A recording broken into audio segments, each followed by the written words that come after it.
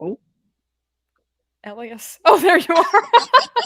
I thought your camera just went out.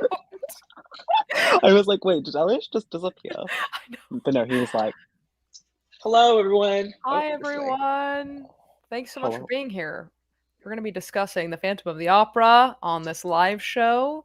It is quite a random time. We've never done a Friday live, and I don't think we've ever done a 3 p.m. live. So we're switching it up. We're keeping you True. all on your toes. So And technically, it's late night for me. So. it is late night for Joel. So we're on theme at least. Very But excited to be talking Wait, about this. I wonder if we ever did a late night like live show, right? What time? If it's 11 p.m. like PST over here, what would that be for you guys? like 7 a.m. 7 a.m. Oh my gosh. As if Ellie is makes not sense. already awake at 7. He just never slept. So True. all right, so we're here to discuss the Late Night Book Club. Wait, no, we're not. We are the Late Night Book Club, and we're here to discuss The Phantom of the Opera. We are very excited to be talking about this with all of you. First, we're going to go into no spoilers, and we're going to be talking about our star ratings, talking about how we felt about this book without saying too much. And then I encourage all of you to leave your star ratings in the chat as well, so we can see how many stars this. Oh, gee, we have someone from Morocco. That's so cool. I know, that is so cool. So please leave your star ratings down below. Yes. In the form of a star emoji, and Elias, our King Elias, Yes, is Noel. going to be giving us his rating and his overall impression. Are you sure you don't want to go first? Elias, it's all you. I insist. Hello, everyone. Okay, so for The Phantom of the Opera, I think at the end of the day, just gonna give you flat out, I think I'm gonna give this 2.5 to 3 stars. I still haven't decided fully what I'm gonna go with. I just thought, I don't know, for such a short book, for such a shorter classic that I've read from, I thought it was sort of like unnecessarily long, especially like with like certain dialogue or description. It was just sort of like disjointed. It felt disjointed for me, and I felt like I aged reading this book because also I was listening to this on the audio, and I have no idea how many versions of this book are out there. Like I tried to find the version of the book that I was reading from, but it seemed like there are so many versions of this book to the point where I felt like I was listening to a sort of like a modernized version, and this was sort of like an old-fashioned format for the story that was told. And so it was just like a mix of both. Maybe that affected my rating. I don't know. I listened to most of it on audiobook. Thought it was interesting because I actually never knew like the Phantom of. I always knew in the back of my mind, like, oh, when people are talking about it, I'm like, oh, I know what sort of that is. It's like a guy who can sing who kidnaps a girl. Obviously, it's so much more to that. But I never knew also that it was like a musical. I thought it was just like a play. And so when Noelle sent me the like some of the songs, I was like shook. It was so good. I think honestly, if I had watched the musical, maybe I might have liked this better. But seeing as I finished the book and everything, I think without knowing it too much, I mean, sort of the context, I would give it like 2.5 to 3 stars. But I feel like if I had watched the musical, the music in the adaptation is like fantastic. I heard a couple of the songs and very great.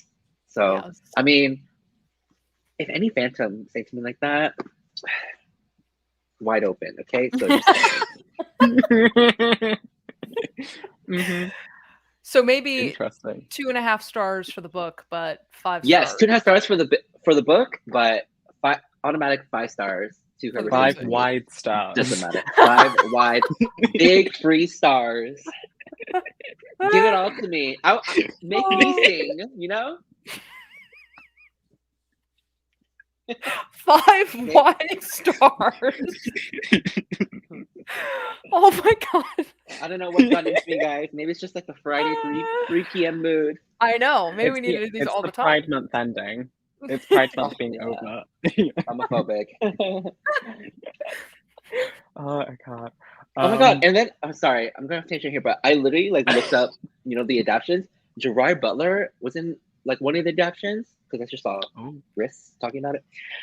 He looks so good. Okay, that's all I'm gonna say. If a Mm. Phantom like that looked like him Mm. and sang to me like in the musical in the plays, I'm gone. Yeah. Automatic yes. Yes. I would have gone Yeah. and done anything you told me to do. So all right, Do sorry, more I've than spoken scream. long enough. Yeah. You said. Hello everyone. So I also read The Phantom of the Opera. Oh, rating, interesting. I'm between. Am I between? No, I think I'm gonna go for a 3 for this one. Okay. Okay. For Phantom. Yeah. I think like Elias, if I had like watched the musical or if I like had appreciated any other like adaptation before reading it, I think it would have made my reading experience a lot better. However, I just think that yeah, it was just unnecessarily long. And there were just parts that were just like, I was just like, why do I need to know this? Like, I don't need to know certain bits. There were parts where I was just like, you're just really melodramatic for no reason whatsoever. And yeah, it was just, there were just parts where I was just like, wow, like, I feel like it would just have been better if this was only like a specific, like a musical, or if it was Uh-huh. a film, because I feel like book wise, like in that format, I just don't think it works as well as it would have in a visual format. Mhm. Um, yeah, I think that was just my issue with it. Like it was like it's some of the language was good and like the way that it was told was nice at points, but I feel like it just likes to drag itself along by just giving us some unnecessary descriptions and then also just giving us unnecessary people. Yeah. So, yeah, So that's like kind of you haven't seen it either, right, Joel? no, I Okay. have not. But you did know some of the music? You did know it was a musical? I did know it was a musical, Okay. but I haven't listened to any of the music in there. Got it. Okay. Got it. I had a question about your rating. Okay, so why does it get a 3? Like, what do you think it did right? What did you Oh, what do I like think it did about right? I think it was like the overall story was very compelling of kind of like this mysterious opera ghost in Yeah. like the house that everyone's like, oh my god, it exists, but everyone kind of has their own like permutation, like idea of what this ghost is, but no one really knows what it is because they're basically using it as kind of like a status thing, being like, oh my god, I've seen the ghost, like I'm special. Mhm. And then we learn more about the ghost and like who they actually are and kind of the relationship that they have, and also just the way the story kind of went from there and just continued on as we kind of get this like narrative. And like the way it ended as well, particularly I think I found interesting because it's kind of this, it plays into a lot of themes of like love, betrayal, redemption. Yeah. And it's just like, oh well, it kind of comes a little bit full circle in a way, I think. And yeah, that's particularly what I liked. But then Yeah. obviously there was just so much unnecessary like surroundings. And yeah. I really But like this comment because it's how I feel. Hold on. And I've seen the musical, so I feel like I should know how it ends, but I feel like the last even like 50, 60 pages, I was like, I know yeah, things are happening, but I'm not sure what's happening. You know? I don't know if that's that how I makes felt right in the beginning. sense. Okay. Like That's it how I was found the just like middle. he was just like in the beginning he was just like, yeah, there's an opera ghost and I'm going to tell you exactly why this ghost exists. And I have so many people like saying like random stuff to me and I'm just going to order it all out for you and create this narrative. And then the author's like, signed me. And it's like, great, but can we get to the actual story now? So I it feels unfair to rate this book because I have seen the musical, I've seen the movie, and I've seen it. I don't think I don't think I saw it on Broadway. I saw it somewhere else, but it was really beautiful, and I love how it translates to the stage and in film. It Mhm. was awesome. It's just like so dramatic. It's so eerie. There's like a real chandelier that like swings around, and it's like this huge thing. It's so cool, but it also means a lot to my family. So it's my sister's favorite musical of all time. She knows every word and everything. Oh So wow. I think it's just like it's this pillar in my life of like entertainment. And so pulling back on just like the novelization, I think had less of an impact on me. Now I could see it going the other way where it's like, oh, now I got more background and I got more insight into the character and their motives. And, it's cool seeing the original text and how it was translated to stage and all that kind of stuff. But for me, I was just like, where's the music? Where's the sound? Where's the soul?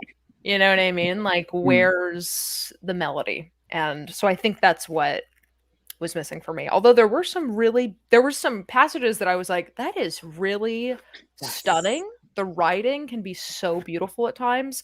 But I agree, like as I mentioned a little bit earlier, I do feel like in the last 50 pages, I was like, this is really intense and I'm confused because like there's a lot of running around and then kidnapping and then it felt like we were sliding in and out of perspectives, even if I don't know if we were, because it was just kind of frenetic at the end.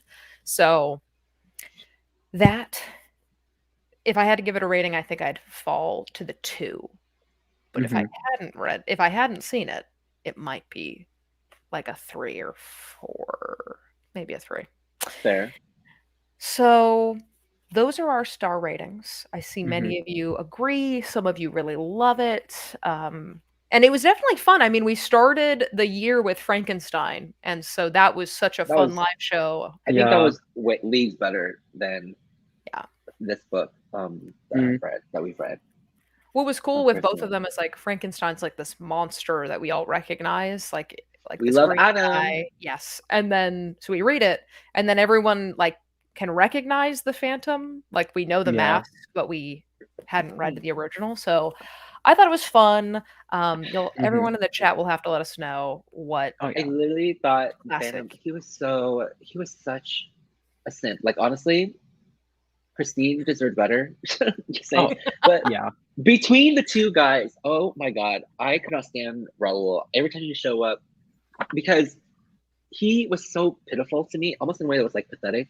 He literally would constantly berate Christine or like dismiss her claims about about the angel's music or the Phantom. And I'm just like, shut up, bro, you're so annoying, be quiet, And then what got me in the end was he fucking passed out. I was like, wow. And then I don't know what Christine saw in him because in the end they got married and all that. And I was like, that was interesting. I would have chosen the Phantom, Christine. Just saying. But also the Phantom himself, he was such a simp. Like crazy angst, come through. Super simp.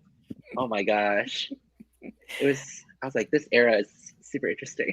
It was interesting because like in both Frankenstein and in Phantom, we have the monster from Frankenstein who is rejected by society and he both have similar qualities to them. And then in this, there's like I didn't mark the page, but there's like that moment when like Eric is talking about how he's like, all I want is like a wife like everyone else has one and everyone else is loved and no one will even look at me. My family wouldn't even look at me. And I thought that it was just cool seeing his perspective of why he's like so haunted. But, obviously he's not a good guy. And that was what was surprising. So I knew that like the Phantom's not a good guy, but I kind of thought in the book Raul would be cooler, like nicer or more affectionate or like sweeter or supportive, but it just felt like every other page he would like stop to say like, Christine, I know you're stressed, but are you still into me? Or like what's the mansplaining? I love me. Yes. He's like, do you remember me? Remember me, Christine? Christine, remember me. Oh, I know you were kidnapped, but like you didn't send me a letter while in captivity. So. It's like, God, he was so fucking annoying. I know. It could be like Christine could be like passed out, and instead of Chrissy wake up, it's Christine wake up, Christine, Christine wake up. My sister actually, she sent me a lyric that she said was really cool because during one of the songs, Eric and Raul are singing at the same time, so it's like kind of a duet. Ooh. This is at least what she explained, and she says that. And in that same song, Christine says to Raul, oh, no, sorry. But Raul says, say you need me every waking moment. And the Phantom says, say you want me every waking moment. So like, he wants to be wanted, whereas Raoul wants to be needed. Oh, I thought it was cool. And like after you read the book, you're like, oh, now I really get why that line comes through, because they so badly want her for different reasons, it feels like. Yeah. So. I mean, there's that moment where like they kiss, Eric and Christine. He's like, "Oh, that's like my first ever kiss." It's like not even my mother would kiss me. Yeah. And it's just like, oh, I know. neglected child. Yeah. You definitely have that moment where you're like, okay, I understand why you're sad, but you can't just do this to people, Yeah. you know? So, all right. Well, does anyone... Oh, go ahead, Alice. Oh, I was just saying that it was like almost like kind of easy, man, because it was just like love is love, you know? You let them go at the end. One kiss and some tears. Dua Lipa, one kiss is all it takes. Literally. If only world life problems can be solved like this. Easy. Oh, wow. Oh my god! And I also thought that the Eric's character was so interesting as you got to know him better, especially towards the end, where all of a sudden it's like listed like a bunch of random ass facts about him. I was just like, whoa! I would have liked to read maybe like his adventures. Yeah. You know, back before he became like the Phantom of the Opera. Like he was some fucking assassin or something, and the life that he led was so interesting before, and then all of a sudden we had this like this other random man, the Persian, also as well, integrated into like this whole story, which was like interesting. So I was like, interesting. It kind of felt like not two different stories, but like I wanted to know a little bit more, you know, about both of their backstories a little bit and read their adventures, because I thought it would have been like more exciting. So yeah. Are there any retellings out there for this? You know, I think that if they had therapy in like this, like in the 18th and 19th centuries, I feel like a lot of these books would not have ended the way that they did. I mean, like the monster in Frankenstein, good old Adam, if he just had a therapist, maybe, you know, things would have turned out differently. I like how if you weren't on that live, we're like, why are they calling him Adam? Like, why? That is not his name in the book. He was like, Adam. We gave him the name Adam because he technically doesn't have a name in the book, right?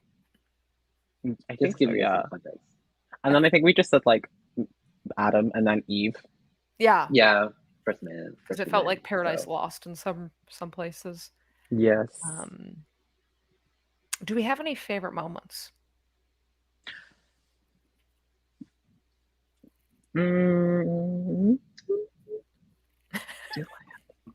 Joel, slow down with the list.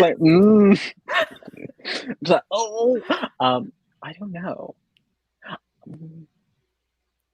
I think for me, it would probably be the part where, like, he let them go, because I was not expecting that. I was like, oh, because it was like surprising to me, because he let basically everyone go with a forehead kiss and some tears, and like, I don't know, I'm just picking it so up emotional. Because, I mean, didn't substantially stand out to me. I mean, this whole book in of itself, I forgot a lot of things that happened already. Yeah. But I mean, if I had to say like a moment that's genuinely surprised me, would be that. I'll be like, damn, so easy. Sydney? Oh, sorry. I was just gonna say about Sydney's comment. I was ready to like push those ballerinas off the stage.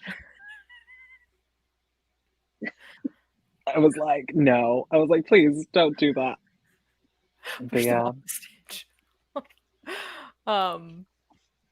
This one was good. Oh yeah, that was so weird and interesting. Yeah. Like, I guess that explained like, oh, he's an assassin, so he has like this like weird like torture chamber that he built and everything because of his upbringing and backstory. Otherwise, I'd been like, what the fuck? This is so random. I just had a moment. Oh, I oddly really like the setup of like not selling box 5. I Yes. really like that they're like, oh, just someone trying to get money out of us. It's fine. We're just gonna sell it anyway. And the old managers are like, you really shouldn't do that. We told you shouldn't do that. And they're like, I like yeah, we're gonna do it anyway. So we're gonna just do what we want. And then the like laughing that's happening is really cool because like they didn't listen and then they just hear laughter, mhm. and when they open it, there are people in box 5, right? It's just that they're not laughing when they open the box, I think. So I thought that was creepy. Like I thought it was a cool little bit of revenge. And then the frog or like the toad sound that keeps coming out of the other singer. Oh yeah. He's like, you'll regret this. And I was like, oh, it's going to be like, she can never sing again. But instead, it's just a frog noise. Like the audiobook was so wild at that point. I was like, why are you screaming that at me? Also, my audiobook kept calling him Phantom, but the actual physical book kept calling him Opera Ghost, OG. Mhm. So Mine was Opera Ghost as well. also, your copy is huge. Is it just Yeah. text? Because ours are super small. No, And it's like, so basically, and this one, it's like this, just like this much. Oh, that okay. sounds from the opera. All of these are like other stories. So there's like, Okay. Oh my I think gosh. Frankenstein's actually in here as well. Is it What? Frankenstein that's in here? So I have like the vampire, the spider, the great god Pan. Mary Shelley is in. Oh, I have the Transformation by Mary Shelley. I have the Castle of Otranto, which is like the first Gothic romance, I want to say, which is quite interesting. I read it. I also have Carmilla in here, which is like basically lesbian vampires. So yeah, and there's a lot. So that in whole here. book is so much more than Phantom of the Opera. So many more Why is than it called just Phantom of the Opera? Is the it Phantom of the Opera and other Gothic tales. Oh, okay. Right? Okay. Fine And print. Phantom of the Opera is like at the end, right? It's not even the first story. They saved That's wild. They saved the mid to last. Oh my gosh. Got it. It's funny too because in my copy, in the Penguin Classic, I think it's like pretty much this much the book. Oh wow.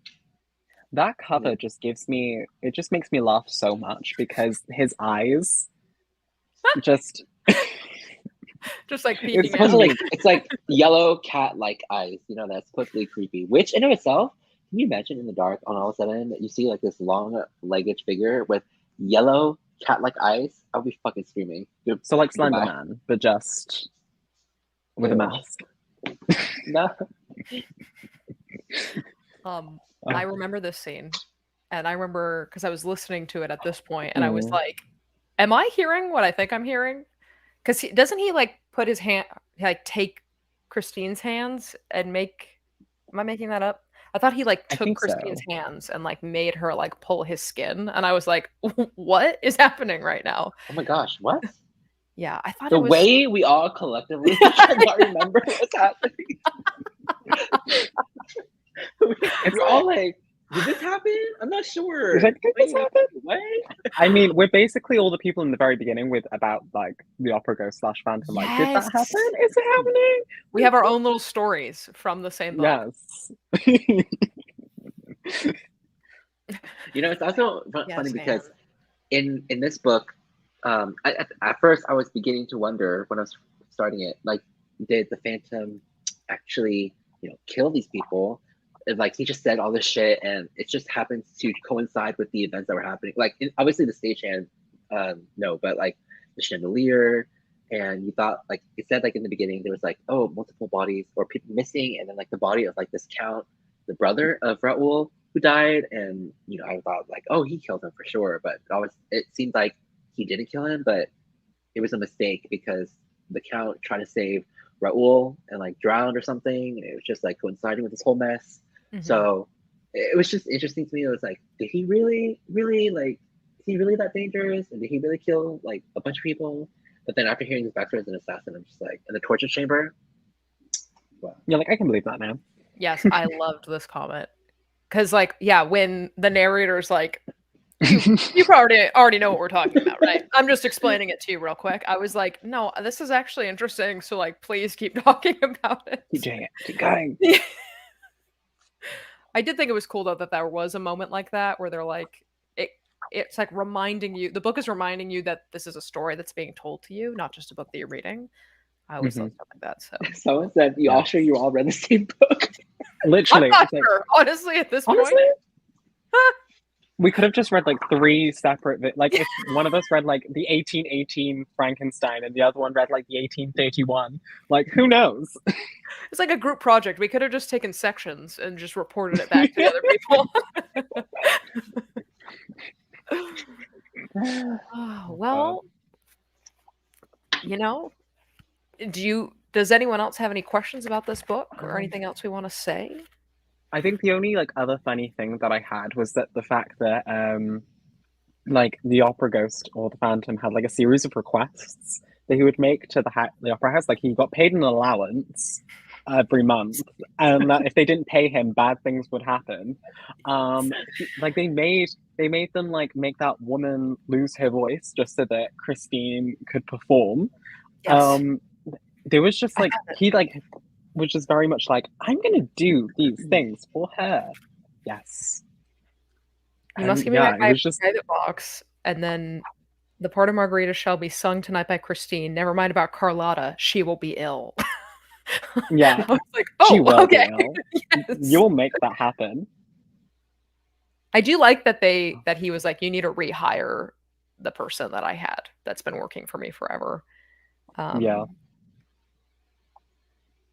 He's like, my way or the highway. And then he like someone who warns Carlotta. Is it really just the opera ghost that's like, hey, don't sing tonight or something's gonna happen? And she's like, no, you're just jealous. And like it's just Christine trying to take my shine. And then the frog thing happens. And at first when the frog thing happened, I was like, this is really random and weird. Like, why not just like destroy her vocal cords or something? Because that's what I thought he was gonna do. But I think to make it so that she could sing up until a point and then just like absolutely embarrass herself, and then everyone just like now associates her and her singing with that bizarre thing that happened and not at all with her skill anymore. Yeah, I thought that was, at first I was like, why are you doing this? And now I can appreciate it. Get you a man who's part of your career. Literally. All the extra lengths. All right. Well, that was Phantom. Unless anyone else has anything. But Elias, why don't you show everyone what we're reading next month? Or this month, actually. Yeah, for sure. I'll go ahead and do that. All right. So we'll show and tell. For July, we'll be reading a romance book. When was the last romance book we read? I honestly cannot remember. Have we read I think Loveless, but that wasn't really a romance. You know. Okay, that was more contemporary, I think. Yeah. But we'll be reading our first smutty book. I don't know how smutty it is. Smutty. I mean, it's like 600, almost 600 pages. So I'm hoping you guys, there's something. Look at this book. We'll be reading Things We Never Got Over by Lucy Score. Apparently, this is really big on Book Talk. Yes. It has really high ratings on Goodreads, right? It has like a 4.6 or something. Like exponentially, like huge ratings all over Amazon, everywhere. I've seen really high prices for it. Look how fucking big this is. For no reason. Look at it. When you sent us the video, I was like, it's not as long as I think it is. And then you like really opened it and panned through the pages, and I was like, oh. Can you guys see the page number right here? Oh. Also, Jenny, it was very close to being the alien smut, I will say. It was. It honestly was. Ice Planet Barbarian. You read it, right, Elias? Was fucking wild. I gave it like 3 stars. It was not. Oh. It was terrible, objectively, but I had a blast reading it, honestly. So the world building surprisingly good. I mean, if you want, I feel like it was literally Avatar fan fiction. So if you want to read about a man who's a 10, literally, but he has a tail, he's blue, and he literally has ridges all over his body, on his tongue, down there. I loved the title of your video. It was so funny. Yeah. So yeah, we'll be reading this fucking book, and apparently it's about a girl who goes to this hometown who runs away from her wedding. Oh. I literally read like a little bit of the first chapter, and guys, I do not like what I read. This whole book to me, it feels so like fake. Oh my god! I feel god! No way! Not that. Not that one. Not that one. So it looks like once Elias finishes, this might be a book he will never get over. Oh. Oh my god! I'm very curious. Who knows? It could be like the best book I've ever read. 5 fucking stars immediately, right? But you guys already know my reading taste, right? And you guys already sort of know what kind of books I like. The way I'm already fucking dead. After the first fucking chapter. You are really selling it. Guys, I literally cannot believe AI generated the shit I was reading. I'm sorry. Maybe it's, I don't know. It feels to me like this was more traditionally published. I don't know. It has like that, I don't know, that, I don't want to say cheap because that's not it, but like it has sort of like that plasticky feel. Cost in most effective. in most non-traditionally published books, which isn't a bad thing, but for all the hype I've gotten, I was expecting some more, what is it, like a more polished feel in terms of like the writing in the story. Like the cover of the book doesn't even, I don't mind, but I'm talking about, wow, I'm talking about this book already in this life. The first chapter, you guys. I'm dead. I'm dead. I want to know if people are enjoying it. Riz, you said that you started it. Oh, is it good? Finishing it? Are you liking it? Please say it's good. Read this book, who has read this and who has liked it? Yes. Nah, not me ranting about a book I haven't read yet. No, don't say that. Like, I have a rant. You should have just flat out lied. No. Oh no, not terrible. Man, book talk. I mean, it'll make for a fun live show. It'll be amazing. I can't wait for it. 600 pages. Why? How? Oh, Mm-hmm. Okay. You kind of liking it? Whatever. Doesn't matter if it's far from the truth or not. I can't wait for that. So that's July's book, and then August is Sea of Tranquility, which I don't have on me. But Joel, do you want to tell us about September? Yes, I can go grab it. Because you may have already read it and loved it, right? I have. Okay, so hello everyone. In September, we will be reading Babel by R.F. Kuang. It is another like biggish book, but it's worth it. It's actually, wait, how long is Things We've Never Got Over? Page 557 pages. This is 542. Oh my god. This is shorter than that book. Oh my god. It's good though because we did short and then the romance is long and then but what romance book is over literally 600, almost 600 pages? I honestly don't even know. I can't even give you. I've never read a romance book that's this long, like a smut new adult book, right? Yeah, I so we have will literally die on the next live show. Sorry, go ahead. So in September we have Babel, which basically follows Robin Swift, who is taken from China to the United Kingdom in order to, London specifically, to be raised, to eventually go to the Oxford, like the Royal Institute for Translation, or Babel, at Oxford University. Basically, what happens is that Robin, whilst there, is introduced to like the Hermes Society, who wants to bring Babel down, because he's betraying his homeland essentially by being part of Babel, and so he's like, does resistance always need violence? And yeah, he's basically just got to make a few hard decisions. I've already read it because I went to Oxford this past weekend and read it whilst I was there. So I got to go to a lot of the locations where where things were mentioned. So I got to see where Robin lived whilst in Oxford and the actual house.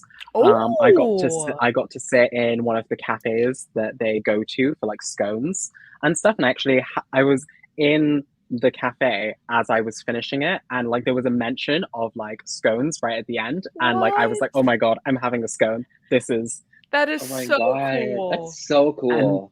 And then I got to like see all of like the buildings and stuff. And so, and luckily where my hotel was, I was literally like right near everything that about where like I was basically living near where Robin was living. So it was very much like like experiencing everything. So Yeah. I do have a vlog that's coming out hopefully in the next week Yes. or two.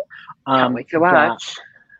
yeah, it's a 5-star from me, but we can be going into that anyway.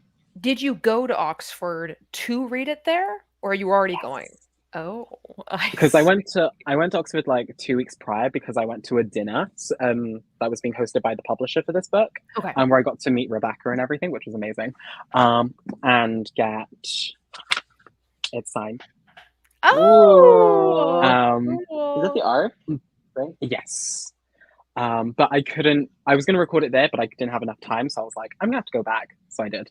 And that's then, cool. Oh, yeah, That's sweet. so great. I'm excited to read Babel. I've heard like nothing but praise for R.F. Kuang and her books. I only read one book from her. Her next book, I think, is Litfic, Yellowface. Really? Yeah, because I think it's Litfic. It's about like a white woman that basically takes the story of an Asian writer who's just died and publishes it as her own. And that comes out in 2023. And I think her next book is like it's like two rival academics going to hell, and I think it's a rom-com. What? So Babel's a The standalone. Range. Yes. I know. The Range. Seriously. What the fuck? Because her first trilogy was The Poppy War, right? Yes, that's historical fantasy, which I would like associate this with being historical fantasy as well, Okay. but in a different way. Because Poppy War was more fantasy than historical, and Babel is more historical than fantasy. Okay. Interesting. It's going to be quite the reading summer. Yeah. And we started it off. Next month, we've got a great romance. Then we got some sci-fi. Then we got some Great big academic ass romance. fantasy. And it's going to be Yes. incredible. And then we'll figure out October after that. So those are our... I'm thinking something short for October, I think. Yes. Yeah, because after this, and also Things We Never Got Over, I think short. I'm thinking maybe a Shirley Jackson. What do we think about that? Ooh. I've never read Haunting of Hill Wait, is House. she, I have, but I would be up to rereading it because I definitely want to get it. But we could definitely do a Shirley Jackson or like something of that vein. Yeah, something short but scary, you know? Yeah, like maybe like Carmilla. I love that book, so I am super down. You know what, Joel? I think you're right. I think we're doing that. I'm saying nothing because I literally have not read anything. Well, thank you God, everyone for joining us for Phantom of the Opera. It was quite a blast. Love switching up the genres. Cannot wait for Things We Never Get Over. It's gonna be. I feel like this book is literally gonna kill me. It's gonna kill me. I just know it. Okay, well, thank you all for coming. Thank you for being here, and we will see you on the next live. Yes. Bye.